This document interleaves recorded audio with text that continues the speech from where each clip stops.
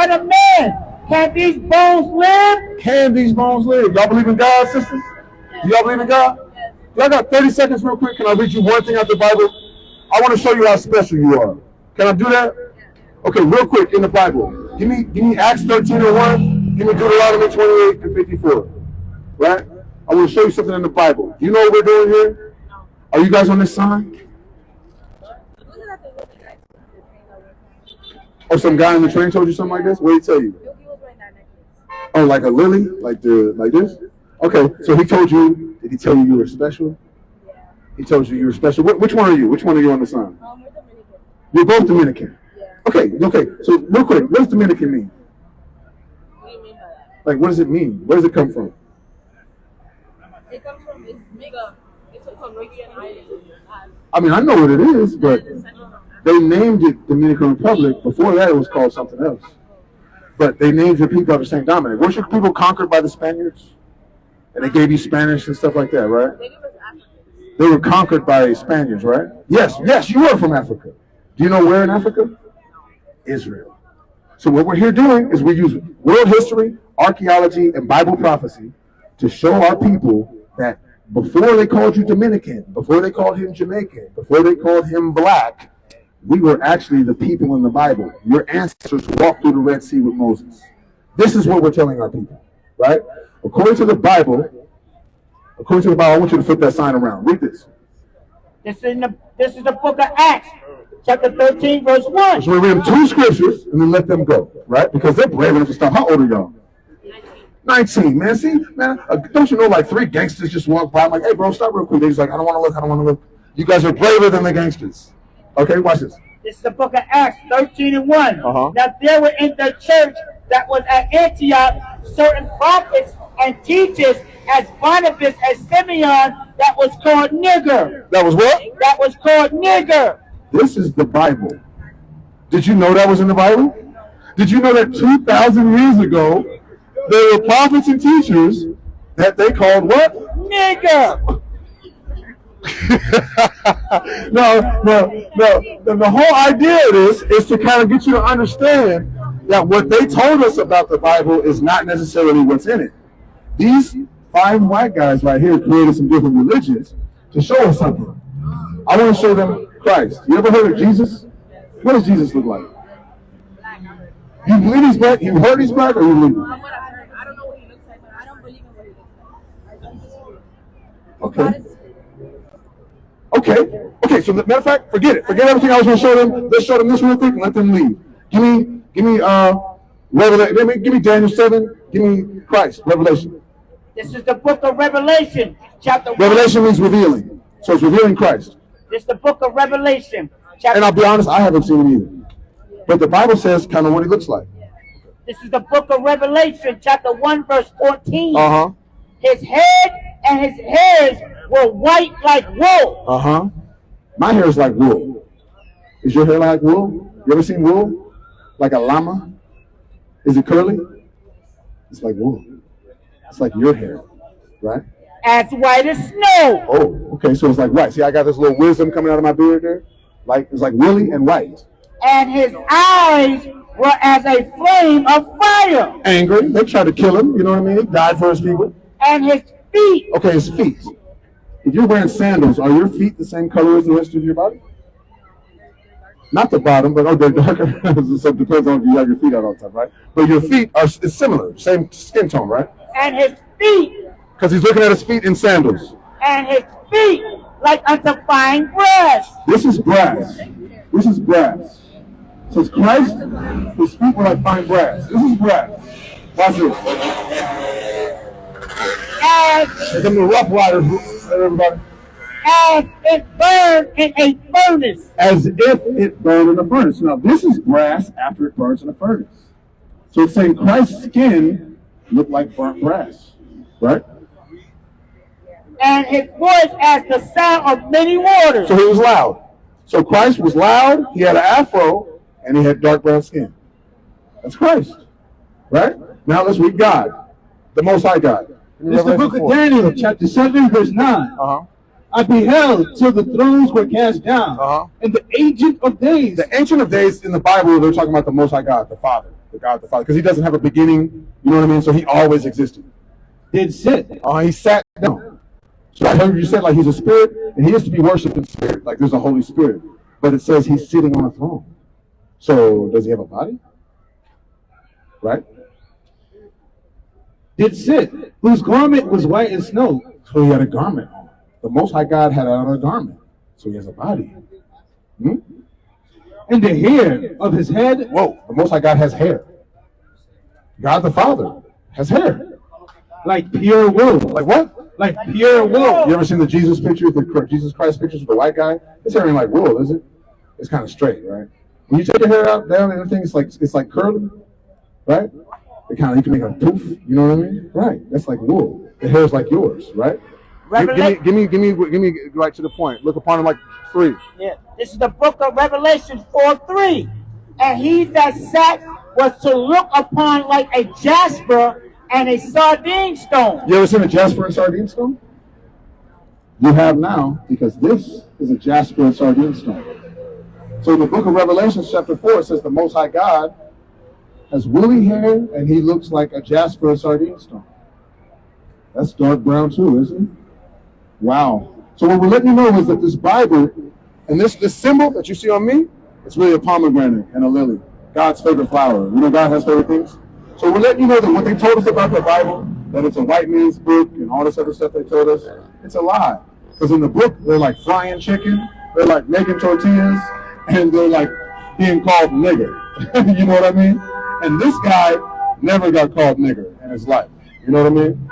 So the point is, the Bible prophesied that the Jews would be scattered all over the earth and forget who they are and call themselves new names like Dominican, Puerto Rican, Black, Jamaican.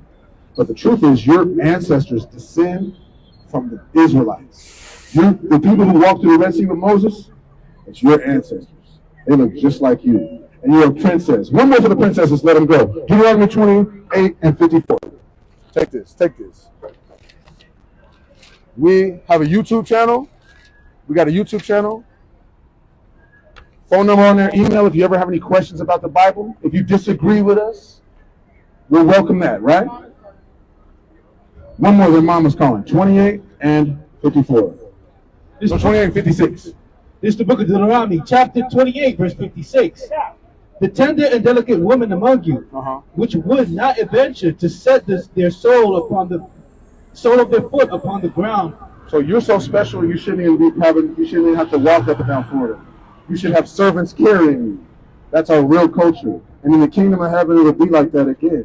But God's chosen people were prophesied to be killed, murdered, conquered, put in slave boats. Right? So what we're going through right now, how we don't know who we are, it was prophesied 2,700 years ago by Moses.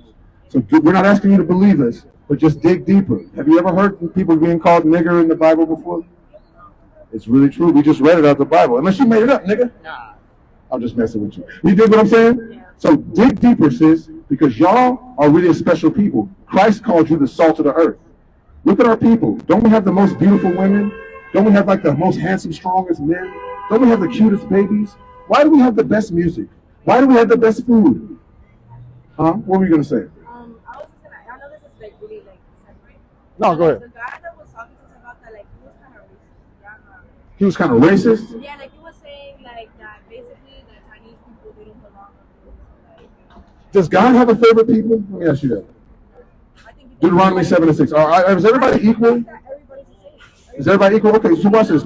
Matthew 15:24, Deuteronomy 7 and 6. Let's answer her question. This is the Bible. It's not even, because you know what I've had to learn to do, sis? Forget what I think. It's what God said, right? So watch this. This is the book of Deuteronomy, chapter 7, verse 6. For thou art an holy people. You know what holy means? It means like set apart, right? You got any favorite things? You got like a favorite coat, favorite shoes? You got anything favorite that's like your favorite? You don't have nothing, everything's the same to you? You don't have nothing like, oh, these are my favorite shoes, girl. Nothing like that? Nothing's your favorite? It's a lie. Something you love something. Well, is there anything, do you have a favorite TV show? Do you have a favorite song?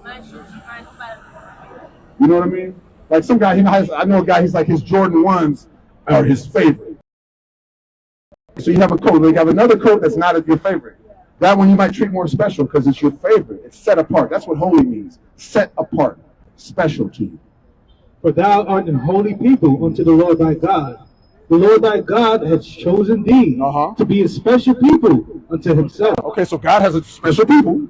Above all people. What, she said everybody's equal. Above all people. I used to think everybody was equal, but then the Bible said what? Above all people. So God has a people that he says is above all people. Where at?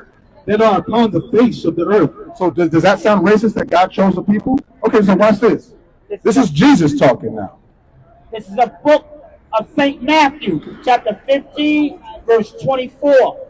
But he answered and said. This is Christ. But he answered and said. This is Christ talking. I am not sent but unto the lost sheep of the house of Israel. A woman is asking Christ for a miracle, and he told her, hey, away from, I'm not here for you. I'm only here for the lost sheep of the house of Israel. Is that racist? Hey, if I'm a pianist or if I'm a violinist, that means I specialize in the violin or something, right? So what if God said that you were more special than an Asian girl, than a Chinese girl? No, I didn't mean it like that. It was just the way that the man was saying. Yeah. But no, but I'm asking you, like, what if the Bible said you are more special than a Chinese girl? And God chose you and he didn't choose the Chinese girl. I wasn't saying it like that. I was saying No, I hear you. Because the thing is, I'm very racist. I'm a racist guy. You dig? Because if you look around, the Bible is racist. God said, I'm going to punish you guys. You see how our people are always in jail, and we're always locked up, and we're always in poverty, and we're all of our people, we all might not be poor, but the Bible says all of our people will not have our dads in the house. You guys might have your dads. But we all have these issues like this. How come Chinese people don't have those issues? How come Arabs don't have these issues? They would have you think that we're dumb or something. But the truth is, God put us curses on our people. So the things that we go through are punishments from God because we didn't follow him. God didn't choose everybody. God only loves a certain group of people. And everybody else is not as special to God. Does that make sense? Does that sound crazy? Yeah. And I'm not trying to be disrespectful. I appreciate the question. Let's say like somebody like outside of that. What if they convert to like, I mean, converting is like a thing. Let me tell you, what's going to happen is, let me show you something in the Bible. Go to Micah 4. Because eventually what's going to happen is, when Jesus comes back, what do you think is going to happen? Do you think Jesus is coming back? Well, he's going to come up and set up a whole new kingdom. Okay? Yeah. isn't it that this is gonna rise up? No. According to the Bible, he's going to come here. There's going to be a big battle, right? And then it's going to be a battle between all the nations against Israel. Joel 3, I'm sorry. So all the nations are going to come against God's chosen people. Then they're going to win. Christ's people, the Israelites, are going to win that battle. And then Christ sets up a 1,000-year reign. And then there's going to be forever reigning. But the people that are going to reign are going to be God's chosen people. And then all the other nations are going to come follow God's chosen people. We're going to teach them how to live. It's not going to be like this earth where we have a pedophile agenda, a homosexual agenda, and all those. We're not going to live like this. We're going to be established righteously. Watch this. Give me that where all the nations come against them. Right. Chapter 3, verse 1.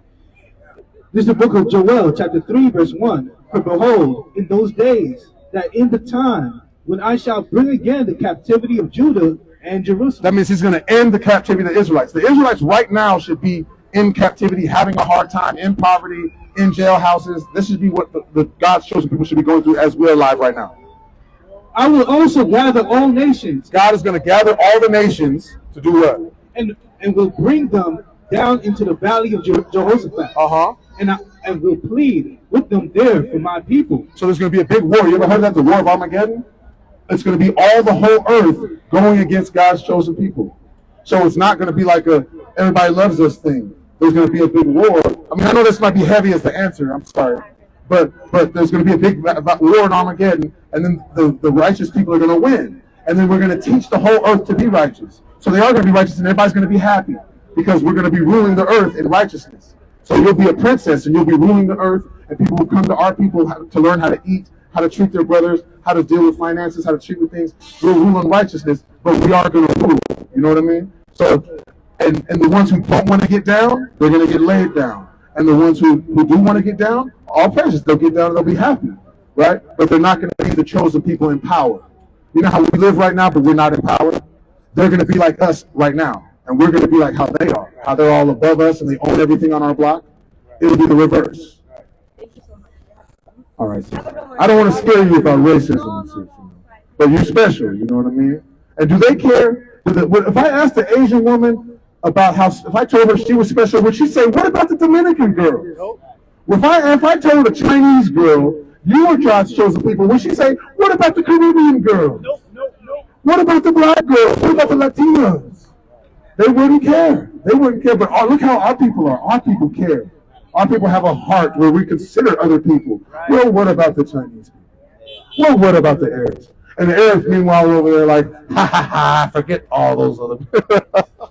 You know what I mean? Because no one cares about us. But we have it innately to care. That's why we gave all our gold to them when they came to our islands.